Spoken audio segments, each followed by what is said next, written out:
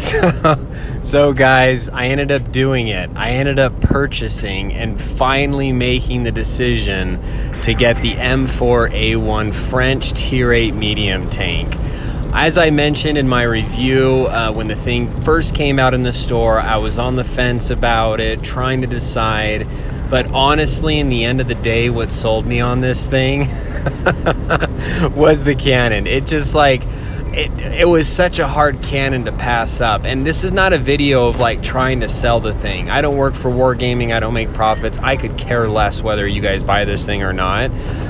But just wanting to give my own opinion that this is one tank I do back up, and I think it is really good. If you know how to play with medium and light tanks, this could be an impressive tank. Actually, now playing this thing, it's funny because sometimes you can look at stats and you can get a good idea, but not a perfect idea.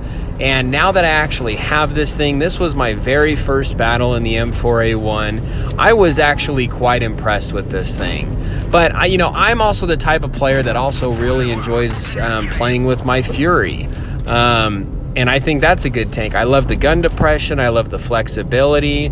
Some players may like more of the armor. But this thing came across as actually quite impressive. The maneuverability and the damage of the cannon output. So on average, most tier 8 medium tanks output of damage is like an alpha of I think it's like 225 or so. Basically on average, their damage output is about 220, 225 per shot. The M4A1 has its damage output is like 310. And like I said, if you know how to play with a medium tank and you know how to get yourself into positions where you're not having to rely on your armor so much, it can be a really good and fun tank. And honestly, in just my own 2 cents and personal opinion on this thing, what really sold me on it was the cannon. Really good cannon, had good DPM, that good damage output. And just in my first battle here, I was actually quite impressed with it.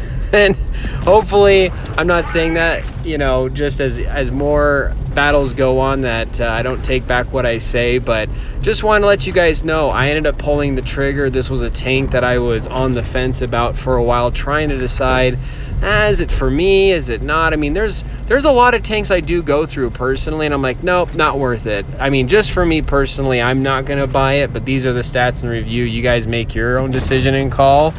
But this one was one that I decided to pull the trigger on, and actually just playing it in my first battle, I was quite happy with it. So if you guys have this thing, let me know what you guys think of it in the comments. Maybe, hopefully it's not just me. Or if you guys, haven't purchased it, let me know what your guys' thoughts are. Super curious. Anyway, Stud Muffin 1986 here, and you guys keep tanking, stay cool, and have a great Labor Day weekend if you guys are celebrating. So take care.